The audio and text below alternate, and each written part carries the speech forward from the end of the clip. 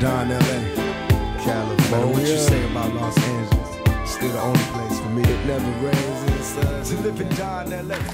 Thank you, Terrence, and let's give it up one more time for all of your mentors and leaders here at the school.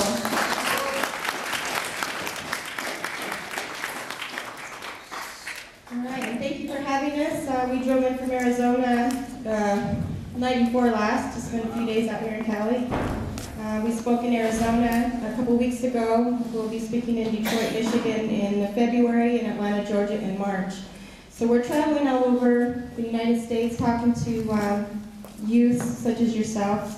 Our message is one of hope, encouragement, and we want you to know that each of you are destined for greatness. You are special, and we want you to not let anybody ever tell you that you can't do something in life because of what you look like or where you come from. And I like to bring balloons, but I didn't get a chance this time. But just think a little bit about what balloons look like. It comes in different shapes, different sizes, different colors. Some are fancy, some are plain. Some rise and some fall. And why is that? Does anybody know why some balloons rise and some balloons fall down?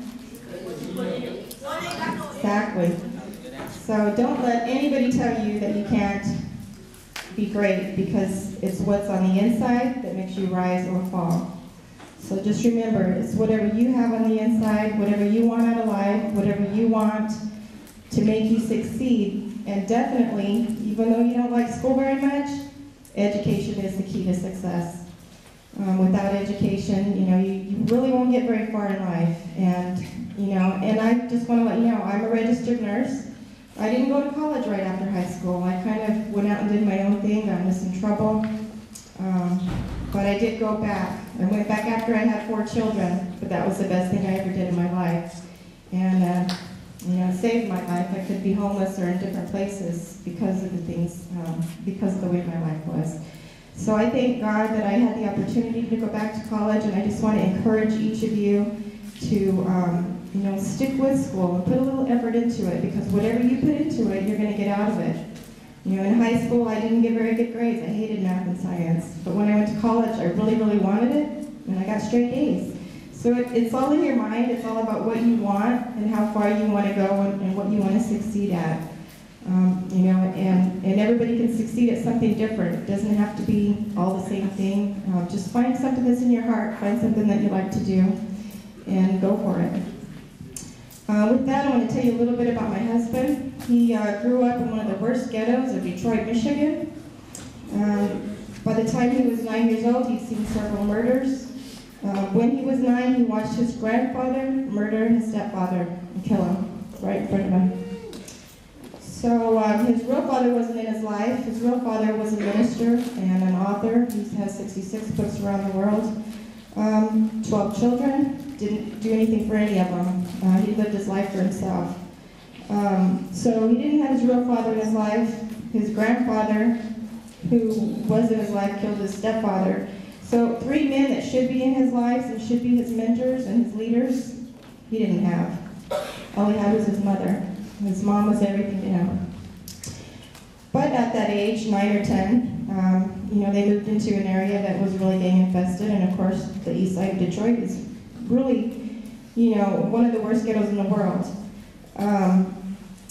So he, one day, at 10 years old, got robbed of his jacket in the middle of winter, and went back to the neighborhood, and 10 years old, he just went back to the neighborhood and talked to the boys that were hanging out.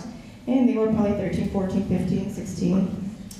But they were gang members, and he happened to tell them what happened. And they said, well, we'll help you go get your coat back. We know who took it. And so he went, and they found the boy, and these guys handed him a big .45 gun and said, okay, now you got a pistol with him, and we'll get your coat back. So he did, and he got his coat back, and that was the beginning of his gang life. He was a gangbanger, he was a drug dealer. By the age of 18, he was a millionaire from selling drugs. Sold anything you can imagine. It was, back in the 80s when crack cocaine was first introduced, so it was a big thing back then. Many things happened back in the 80s that will never happen again, and Rob lived through that. You know, he was in and out of juvenile from age 10 on. He served some time in prison as an adult until he decided to change his life, and that he did. And he's blessed to be here to tell you about his life, because most of his friends are dead or doing life in prison. So with that, you guys please give him a warm welcome. My husband, best friend, partner, author, Mr. Robert D. Boyd.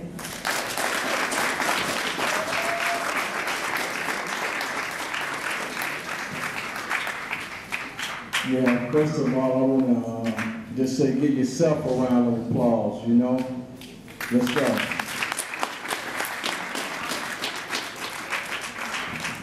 I want to thank Terrence Stone, Young Visionary, and everyone here at Bob Murphy for having me and my wife here. And also I want to thank God first for giving me a second chance and sparing my life.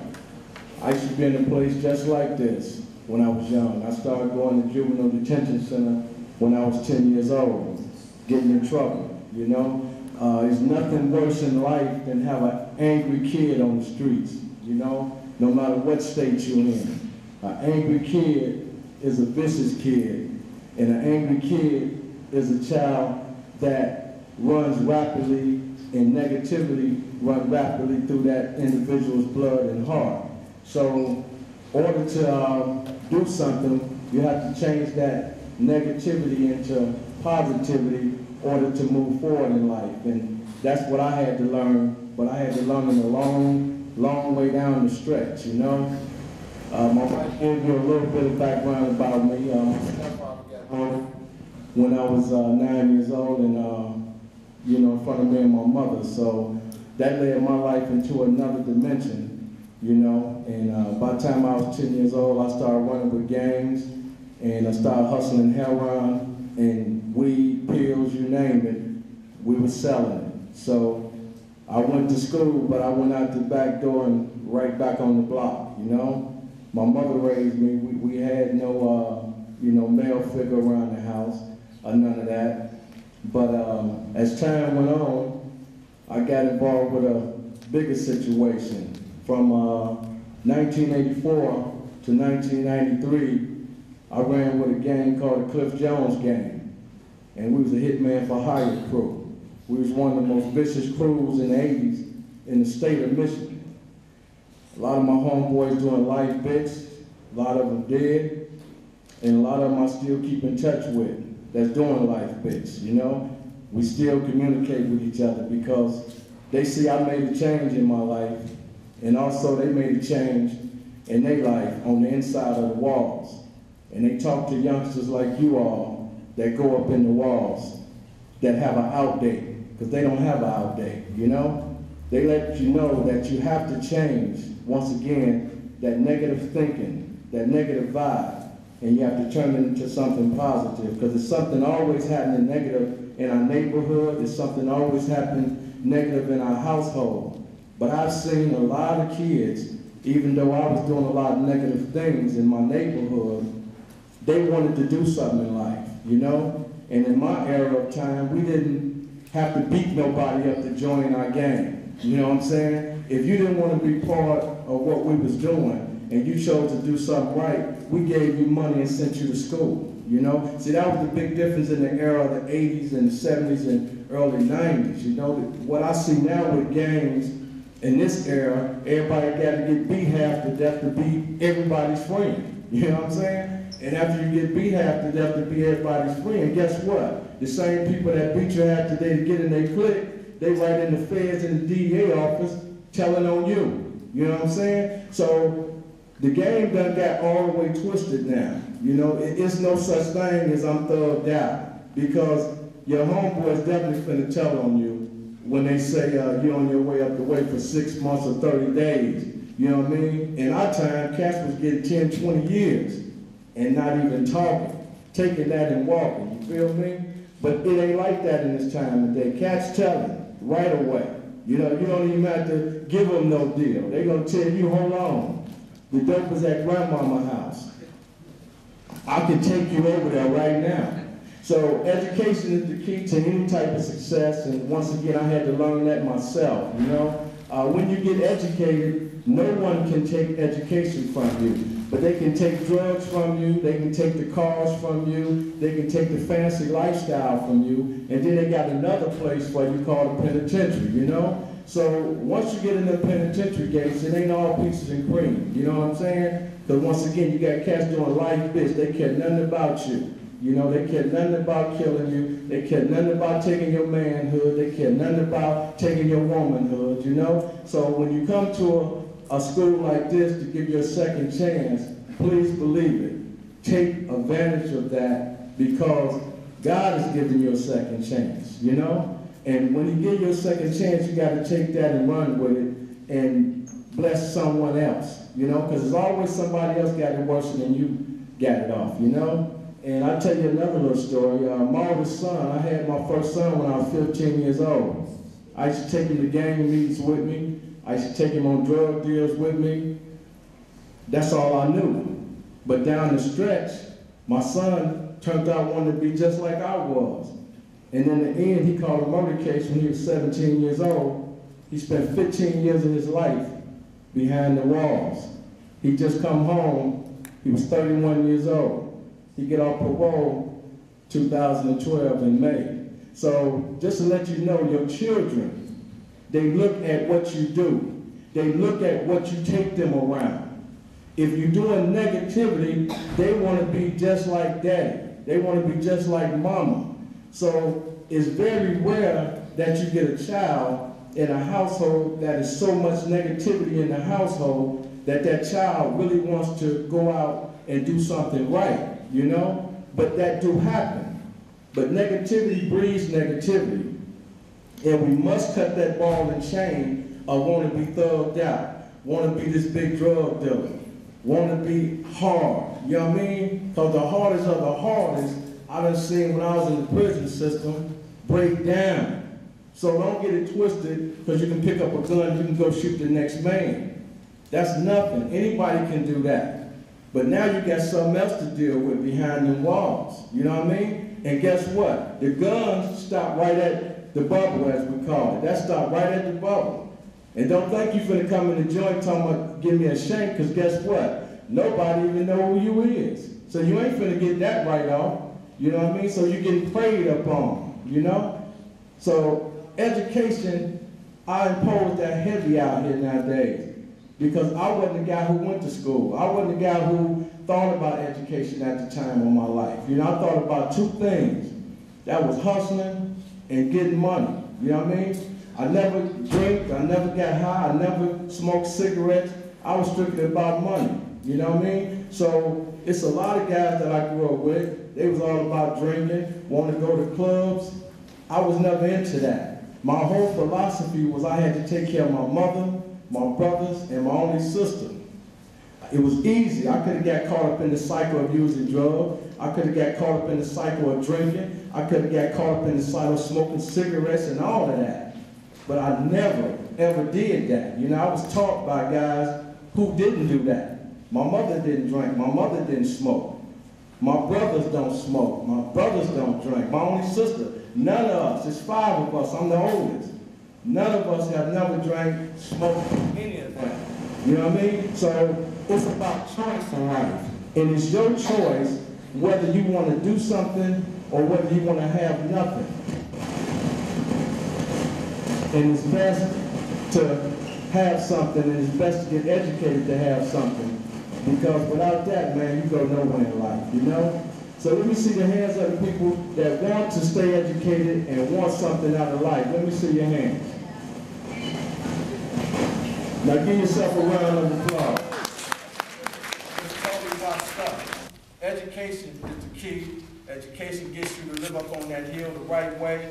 Because being a drug dealer, that's a very, very momentary game, bro. You might roll for a day. You might roll for a month. You might roll for 3 years. But when the Fed boys come, you can cancel Christmas and a lot of Christmas.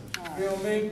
So it's about staying where you at, We all make mistakes, like I said, but you're in a place where you can get educated. You're in a place where you got people that's willing to educate you, willing to work with you. And when you do that and make the change within yourself to become something, the change starts within self. You know, the teacher can't make you change. Mom and dad can't make you change. You as an individual have to change your own thinking pattern. And your thinking pattern must come from the negativity, and it must stay to the positivity, and that is part of the battle of being successful in life, you know? Because negativity breeds negativity. Positivity breeds positivity. And whoever you choose to surround yourself with, that becomes your rise or your fall, you know?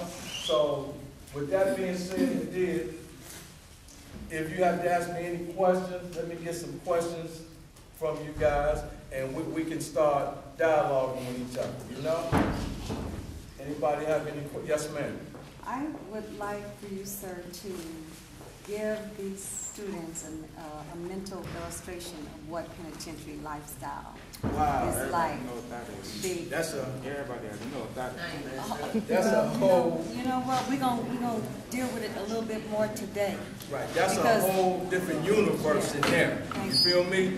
When you hit them penitentiary gates, all this out here, this is nothing. You can't call mama, you can't call daddy, you can't call nobody when they up there beating you, have the death locking you up in that hole. You can call mama all day long, but guess what? Mama, daddy, the prosecutor, the DEA, I don't care how many motions you write, or none of that. Because when you get in that prison system, you become a straight up number. They don't even call you by your name. You feel me? When you be in that hole, you be in there with no clothes on, you be straight up butt naked.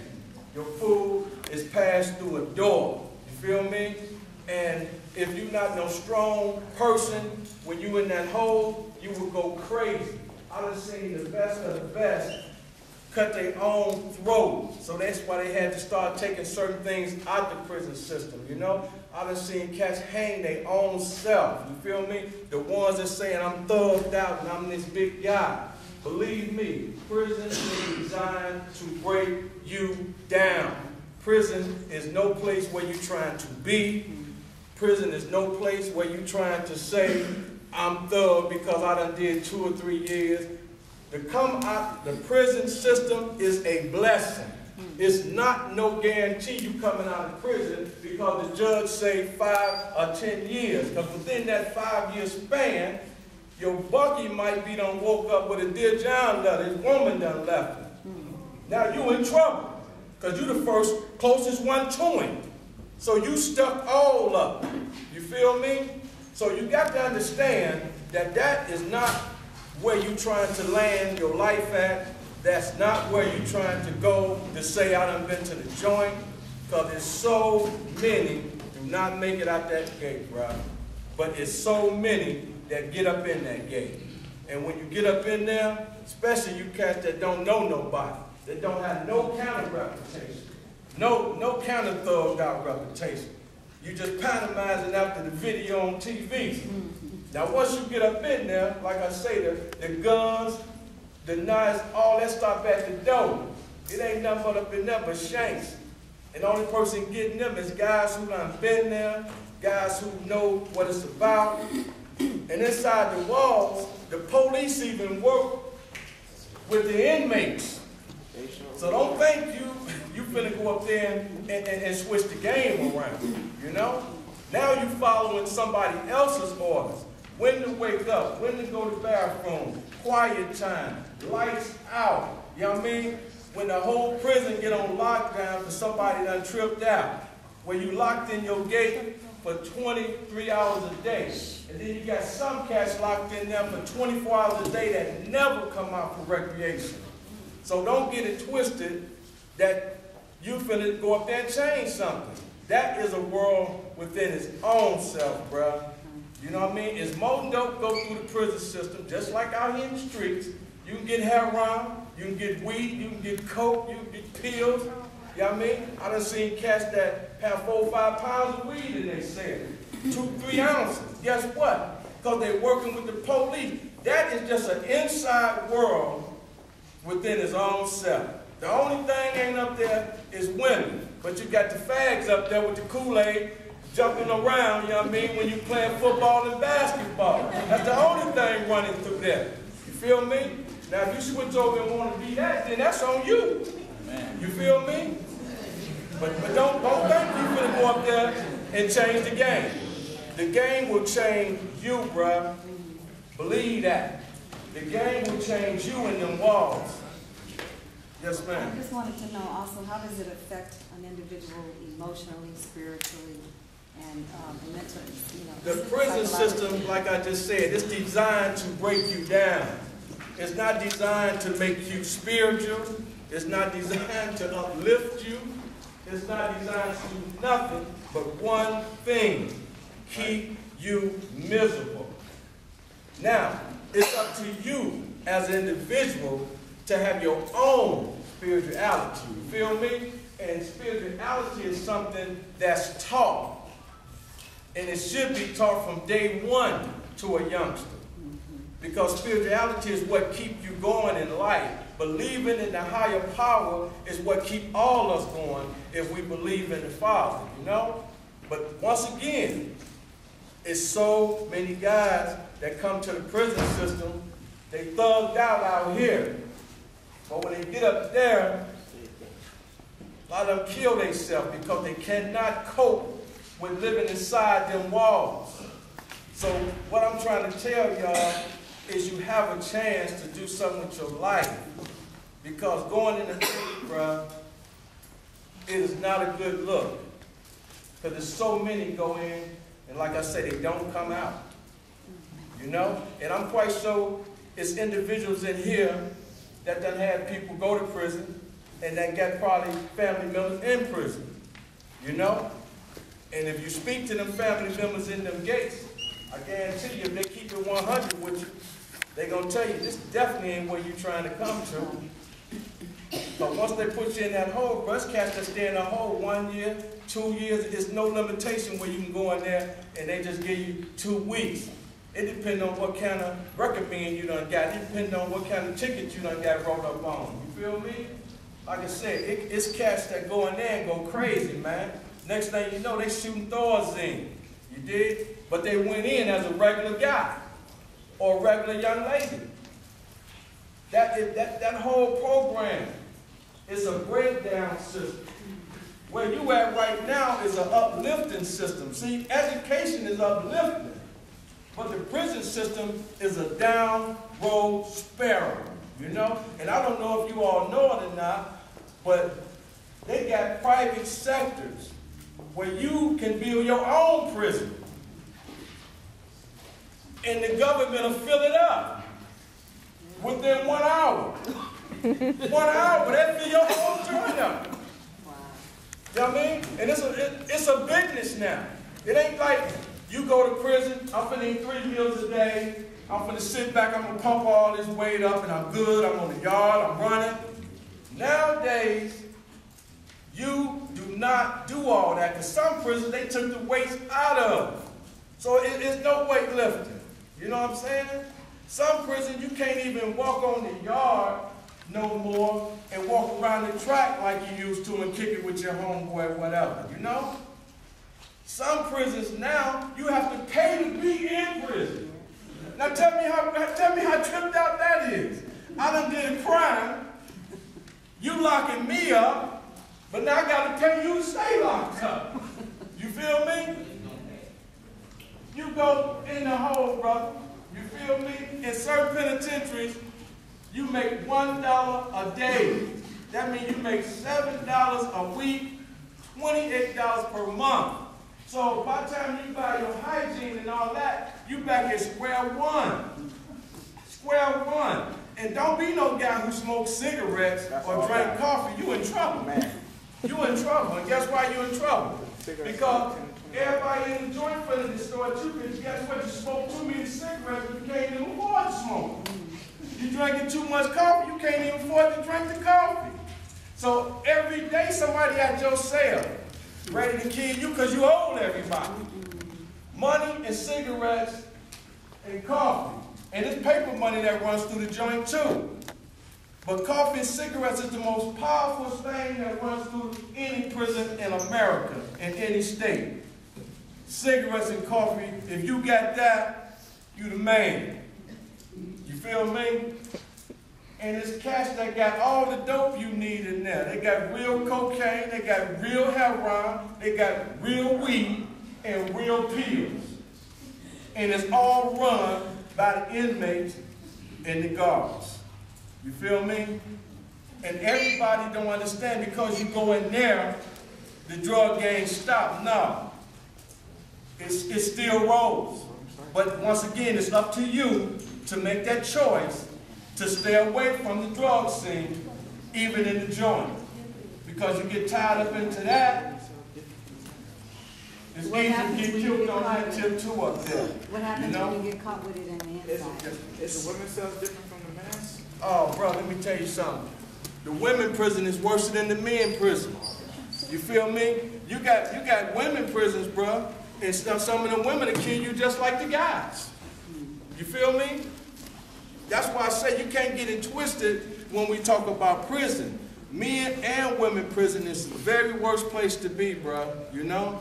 And it's crime on crime, and it's a lot of killings that you hear about that go on in prison that you will never hear about it on the news. It will never make the TV news. It will never make the newspaper news. You feel me? Because that's a whole different society within a society, bro. You know, like I said, you can call mama all day long, because guess what?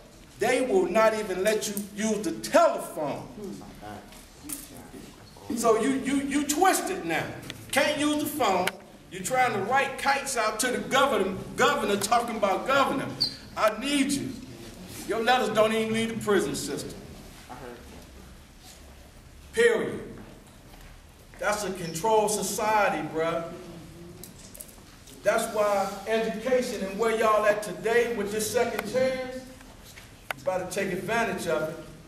Because if you don't take advantage of this, I don't care how tough you think you is, I don't care what clique you say you rolling with, you better believe, boy, when you hit that gate, that's a whole nother universe. You can be big as Arnold Schwarzenegger.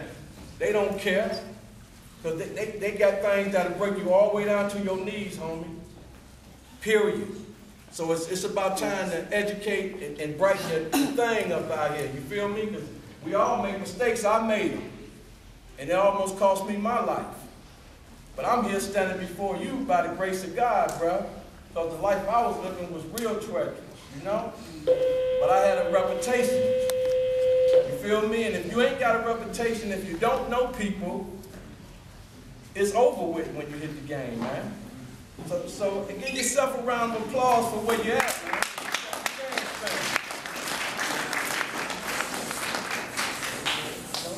Take advantage of it, you know? Take advantage of, and look in the mirror and say, hey, I done did wrong, but I have a chance now, you know? Look at where you done did wrong at. Inventory your life, you know? Look at where you did wrong at. It's always somebody that's willing to help. When I was coming up, I didn't think there was nobody to help. You know what I mean? Nowadays, we got a lot of programs, we got a lot of mentors, we got a lot of things to help kids now. You know what I mean? And then I speak on another thing to youngsters nowadays. It's like everybody's on Facebook. Sometimes back and forth tripping. But guess what? While you're on Facebook and while you're on the internet, that's the most powerful thing going. Don't you know how many people done got rich by getting them a PayPal account, selling them some socks, some shoes, some drawers, whatever? You feel me? Because that's a global hustle. And it's a legitimate hustle. You feel me? So that's something I want to put on your mind. The internet is the real hustle now. You ain't got to go up and check your email. You might have your $1,500 in there for selling some t-shirts and hats or whatever you want to sell. But if you're trying to call yourself trying to be a dope dealer, man, that's the oldest failure in American history, bro. Because the government is the biggest dope dealer in America. And they ain't going to let you get more money than them. They ain't going to let you get more money than them. You feel me? Oh, brother, come on. Yeah, you've been easy misled already. The cartel is over in Mexico. You feel me? But the biggest instance in the world is the government. The government controls you. The government controls me. The government controls everybody in this room and across America. When they want you off the street, they can come in your door. Just say this your door right here. They can come in your house and take you out of there. Right now. You feel me? So it's no such thing about you finna get away with nothing in America no more. You know what I mean? The CIA can come right in your house and kill you, and nothing could be did about that. The CIA, the federal government, the DEA, all these people is designed and put in place. The CIA was bringing the dope over here to my homeboy Freeway Ricky Ross when he was involved in the gang in the 80s. He thought he just had to connect. Ronald Reagan and George Bush was in cahoots on that with the Nicaragua scandal. And he just thought he had to connect. They was taking the guns and sending them over to Nicaragua and set him in place as the drug dealer. But when they wanted to be tired of Freeway Ricky Ross, guess what they did? They put him in that other place that they own. And that's the prison system. They own all the prisons across the world. They even own the ones outside of America. So you can never, ever beat the system. Period. I don't care who you is. The cartel can't beat the system. You can't beat the system. I can't beat the system. Nobody can beat the system, brother. Yes, sir. Can you talk to them about respect? Because earlier you was talking about respect. A lot of them think they have to respect out here, but when they get inside, you're going to have to respect when you get inside, too. You can't do what you want and talk crazy when you get inside. I'm glad you made that point. Out here, you might disrespect a man, or you might disrespect a woman, and they might just say, okay, like y'all young folks say, my bad. In the penitentiary, they ain't going to say my bad. What they going to be doing is putting you in a bag. You feel me? Because in the prison system, respect is a big thing. You feel me? When you in the joint, respect is a big thing. Respect is more than money, more than cigarettes, more than coffee. If you disrespect a man, you're going to die right on the spot, or they going to set it up when you get ready to go to child, somebody going to put about 50 or 100 holes in you. And you're going to be doing this left right there, or whether you're in the yard, or coming to the child hall, or whatever. So you guys got a chance to life, man. You know what I mean? And you got to respect. You got to respect your mama. You got to respect your elders. Like I said, when we sold dope in the 70s and 80s and early 90s, we respected everybody in the hood. The old ladies didn't have no money. They got money every day. You feel me? Halloween, Thanksgiving, Christmas, all of that. We set up everybody in the neighborhood. People nowadays, they think about self. And self cannot make magic happen. You need a team. You might be the leader of the team, but you need a team to make anything happen. Kobe Bryant, he can't win no championship by himself shooting 100 free throws. He needs the whole team to win the championship, you know? And that's what everybody have to realize. Life is a team effort. Life is not just I. Life is a team effort. And if you're trying to really do something in life, you have to listen to the people who's been there, who's done that, and who God has blessed to teach you something. Because it's all about passing the blessings on. You know what I mean? And cutting this ball and chain or want to be thugged out. Because, like I said, the thug life, the drug life, want to be a gangster, man, that's all the oldest phase of American history, bro. You will never win against these people we call our government, man. You know? So you're wasting your time and putting too much effort if you call yourself trying to be a drug dealer. You're wasting too much time if you call yourself trying to be a thug. Because they got another spot for you, and they own that too, like I said, and that's the penitentiary. And they own the federal and state joint, and they own all the joints outside of the country. So you can never beat them, man. You know, we tried, and we couldn't even beat them. You feel me? When I was young, hey, we looked at things a whole different way. I was you one time. You know what I mean? I was you at one time, bro. You did? So when they gave me that 1 to 10 years in the penitentiary, I had to sit back and take a strong look, because I could have did from 1 all the way to that 10. If they would have flopped me on parole after that 1 year, I could have walked right up into that 10. You feel me? But God had grace on me, because after 1 year, they paroled me out the penitentiary, and that was in 1994. And I haven't been back to that joint since, because I learned how to educate myself. I learned how to listen to others. I learned how to listen to lifers that didn't have no outlet to come back out here in these streets. And they say, Rob, they said, you got a chance, man. They said, you got a chance to go out there and make a difference and do something, man, you know? But I never dreamed that I would be standing up here talking to young youths or anybody. And I want to thank my wife for that, because my wife the one started talking to me about my lifestyle, and I should go out and speak to others and show others that God is good and what God has brought me from. Because if you don't go out and spread the message and show people what God has brought you from, then they don't know you there. I lived a very private life for a very long time. So I always had to give big ups to my wife for being the person who encouraged me to come out and speak to youngsters and encourage youngsters to do the right thing in life, you know? Yes, sir. Welcome to the people that don't believe in God. Well, the people that don't believe in God, they will, I'm going to just say it straight like this, they will burn in hell and perish. Bottom line. Because if you ain't believing in God, who are you, the devil? And the devil ain't going to win against God either. So once again, you already done failed at what you thinking and talking about. Period. Anybody else? So you talked, yes, ma'am. You talked about change being something that has to be self-driven, self-motivated, and applause to you for encouraging your husband. But what within you was that made major change, a turning point in your life? Well, what made me change, the straight up turning point in my life, was my mother.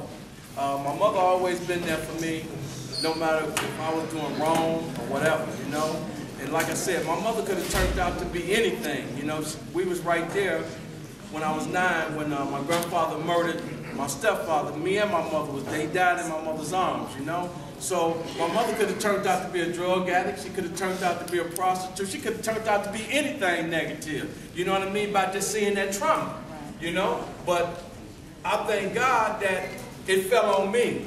You know what I mean? Because I the one went out and started doing wrong and messing up, you know? And once again, like I say, my mother was the best example I could ever had, because she never drank, she never been to a bar a day in her life, you know what I mean? My mother never used drugs, you dig? My mother was a homebody woman, went to church all the time. My mother almost 70 years old now, and that was always my example right there, you know? Even though I sold drugs and did wrong, I didn't want to smoke cigarettes. I didn't want to drink like my homeboys was doing, because guess what? My mother didn't do that. So I followed a lot of my mother's lead, but I made a lot of mistakes at what I was doing and the life I chose to live.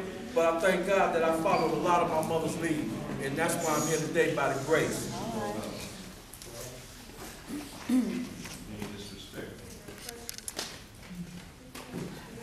Yeah, so, you know, that's why I'm loving life now. And once again, I just want to thank God for giving me a chance to do something with my life, and giving me a chance to come out here and speak to, you know, young youths like yourself, you know.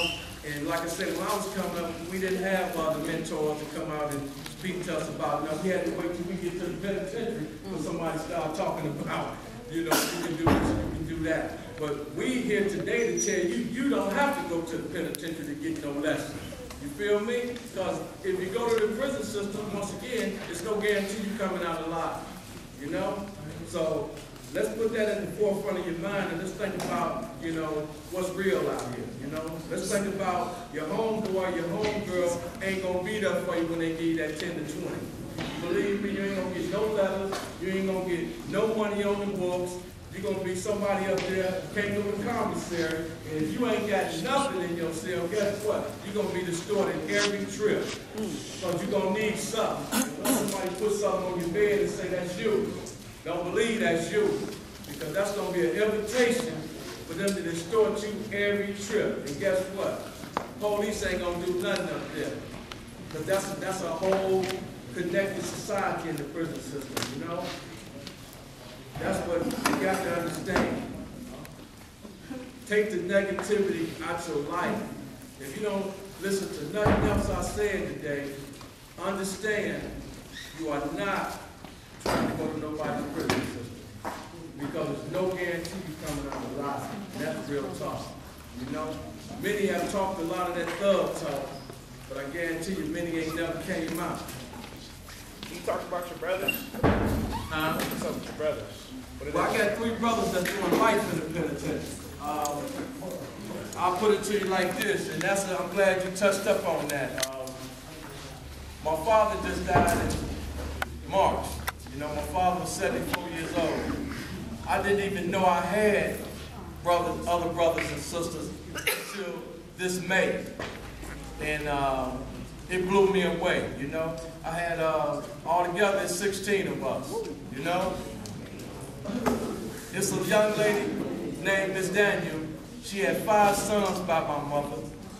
I mean, by my father, excuse me. And it amazed me because, once again, my wife said, well, you help everybody else, you reach out to everybody else. She said you should reach out to find out who your brothers is, because instantly I was like, you know, I don't really want to talk to nobody, or I don't want to be connected to nobody, because, you know, I live so private. And she said, well, you help everybody else. What you mean? So that put something on my mind. So I'm very, very always glad that I got the wife that I got, because she talks to me, and my decision is made off her and my mother. It used to be made off all my mother, but now it's made off my wife and my mother when I make my final decision. So I made the decision to reach out to my brothers, and come to find out, at that time, 4 of my brothers was in the prison system. And one of them just came home in May. He did 17 years in the prison system. He did, and that was my brother Sidney. But tragedy struck October the 30th of this year. My brother got caught up in a drive-by shooting and got killed. They shot him through his chest. But I'm going to touch up on that. That was stemmed from a domestic violence case. His mother got 6 other kids by another man. So my brother, his brother, had got into a domestic violence dispute with his baby's mother. They stabbed each other up. Baby's mama ended up dying. His brother ended up getting 30 years just a few months ago for the case. But we thought justice was dead. But little did we know, her brothers, the girl who died brothers, was on a revenge tip. My brother just happened to be over to his mother's house visiting. They rode around the corner in the drive-by shooting and shot him through the chest. He died instantly right in front of his mother's home. So right then and there, I'm just meeting my brother in September for the very first time. You know, he was 38 years old. So we had just met for the very first time in our life. And that right there took everything I had to not to resort back to the life I came from. Because if I would have resorted back to the life I came from, then I wouldn't be doing God's work. Cats from the penitentiary, cats from the streets that started calling me, because me and my brother got 2 different last names. They started calling me saying, I heard about your brother, Rob, what you want to do. I could have easily put the word out and smashed their whole family with one phone call. But once again, my beautiful wife talked to me. I had to change my whole mentality back to who I am now. Because it was so easy to go back to that other guy. But if I'd have went back to that other guy, I'd have been just as bad as off as the man who killed my brother. You feel me? So we have to understand once again, when God gives us that second chance, we cannot turn our back on it. And if I resorted to that, I'd have turned my back on everything I've built over these last few years and helping people like you all, you know? So what I did, I called all my homeboys and shot them letters in the prison system in Detroit. I called for non-violence through the whole penitentiaries in Detroit, Michigan, and on the streets of Detroit. I got 3 brothers doing life in the penitentiary. They never coming out here again. They said, what you want to do, big bro? I had to call all that down, you know? All of them in the prison system for murder and drug trafficking. You dig? But what would it have been if we would have went and killed them people? I would have been just as bad as the man, once again, who killed my brother. So what we did was put up a cash reward to bring the guy or the people to justice that killed my brother. And we've been getting great results, and everything is looking up. And one guy is already locked up in the county jail now because money talk, BS walk, all day long. You feel me? So I didn't have to go out and do nothing wrong. Because when he killed my brother, he killed himself. You feel me? Because now he has to face his justice, and he has to face his maker. You know what I mean? But I'm not finna sit up here and tell you everybody's feeling like I'm feeling. You know what I'm saying? Because you got to realize, once again, I got 3 brothers that's doing life in the penitentiary. So everybody's not feeling like I feel with certain things. But I can put it out there for the nonviolence. But once again, when you get in them prison walls, bruh, it's a whole different ball game, ladies and gentlemen. You know? And we have to understand that. What you do out here on the outside to somebody's family, you never know who's on the inside of them walls that don't care about you. Because if you're doing life in the prison system, you don't care about nothing that's moving. Because they can't give you no more time, because you're there until you die. If you understand it. So you're not trying to put yourself there. And I thank God once again that I had a chance to meet my brother Sidney. And we look just like our father. You know, it just blew me away to meet him. And I didn't know about him all these years. And we grew up right there in the city of Detroit, not too far from each other. But I had to question my father, like, wow, Pop, why you never let us know about each other? You know what I'm saying? All this came out at the time of my father's passing in March. And it blew me away that I had all these brothers and sisters. And all of them was right there in the city of Detroit all these years. So you never know what's lurking in the game. You know what I'm saying? Because sometimes our parents be having situations that they don't tell you until they're on their dying bed. So I was happy I had a chance to meet him. And I'm going to reach out and write to wardens because I want to meet my other 3 brothers in person as well, you know? And me and my wife sends them something every month. And we talk to them on the phone, and I'm just overjoyed that they do have somebody out here in the outside world that definitely love them. They my brother. They ain't about no half brother. They ain't about none of that. That's my brother, period, you know? Even though we got different mothers, that's my brother. My last question, how many books do you have? Altogether, I got 12 brothers and 4 sisters. Books. Oh, I got 2 books out.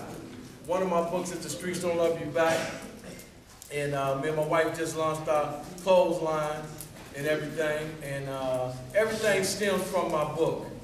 And we have another book out called Never Hit a Woman. And to you women, that book I wrote it. It's about domestic violence towards women and kids and men and boys and girls.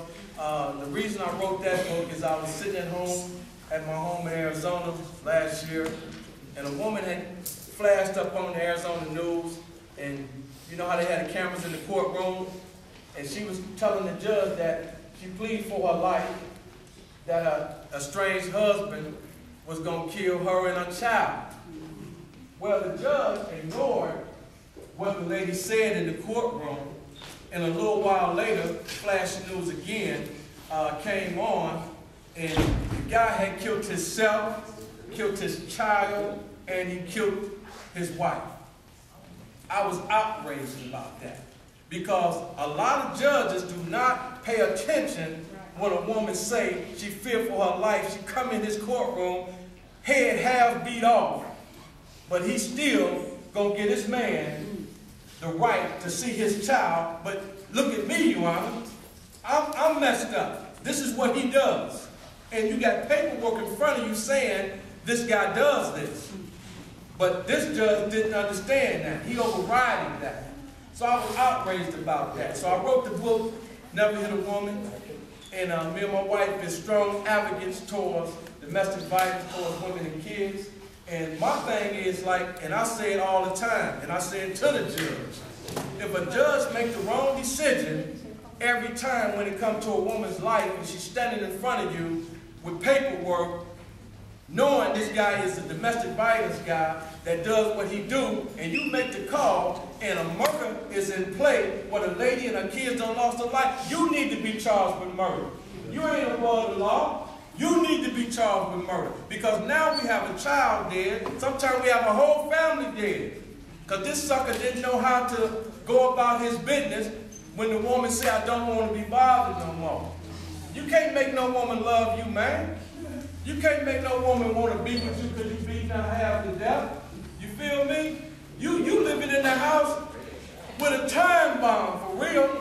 Because the more you beating on that woman, you land in a time bomb. And then all of a sudden when the woman kill you, they want to lock her up. It's women right now that write me and my wife from the penitentiary right here in California, Chino. They've been in there 24 years, 15 years, because their husband kept violating them. They kept going to the court system, saying, I need your help. But the minute they kill one of you suckers, then they doing life in the penitentiary. Learn how, when a woman says she don't want to be bothered, learn how to go your own way. Because I guarantee you, down the stretch, they're going to put something up in you. And it ain't going to be nice. So I'm letting you know the real out here, brothers. Women is not on beating me half to death and thinking I'm finna love you and thinking, you know, I'm going to keep running around being scared of you because you back the cat in the corner too much. He gonna come out scratching. So you keep backing these women in corners, a lot of you homies ain't gonna even make it to the penitentiary. You're gonna be in a body bag. So, hey, let's start keeping your hands to yourself. Because if you don't want nobody hitting your mother, you don't want nobody hitting your sister. You feel me? And see, I've always been against that. Don't touch my sister. Don't touch my mother. Period. Because it's going to be hell to tell the cat. And you ain't going to make it to nobody's courtroom. Period. We ain't even got to go down there and make no police report. Because there's another report coming. The body bag. And that's real talk as I speak. Because nobody has a right to beat our women. They done had a father. They don't need you to raise them. They already raised. How you going to raise a grown woman? You can't raise her. And she brings life into the world. Everybody who's sitting here, including me, a woman brought us in this world. I don't care how much daddy jumped up and down. At the end of the tunnel, the woman brings life in the world. She carried us for 9 months. So why would you want to violate our women? And why would you want to keep destroying life? You feel me? That's what you gentlemen got to understand, and that's what you young ladies got to understand. You do not let no man violate you. And if he start off with the slapping and all that, he ain't playing. The next thing you know, slaps come into beatings. Beats come into murder. because he might hit you the wrong way and you dead. So you got to understand, love don't hurt. Love do not kill. You do not violate nothing that you say you love. You do not beat on nothing you say you love. And you do not distract or disgrace nothing you say you love. I have a big problem with any man who do that. I don't respect no man who don't respect his mama. I don't respect no man who don't respect a woman. Period. So we have to understand, bruh, this game is real. And you can't always put your hand on certain people's sisters and mamas. You can believe that. Because you ain't going to make it to no courtroom. And she ain't got to worry about going down there signing no peace treaty on you. Because the peace treaty already done been signed once you put the call in. So we got to understand. Learn how to keep your hands to yourself. Your hands ain't made to be women. They made to work, but not work on our women. You feel me? So we must understand, let's do the right thing, ladies and gentlemen, you know? And I just want to say any last words, because it's been a true blessing to be here and talk to you youngsters. And I hope everybody got something out of the speaking today, you know? And I want to thank y'all for having me and my wife here. No doubt. To live and die in L.A., California. No matter what you say about Los Angeles, still the only place for me that never rains in the sun. To live and die in L.A., where every day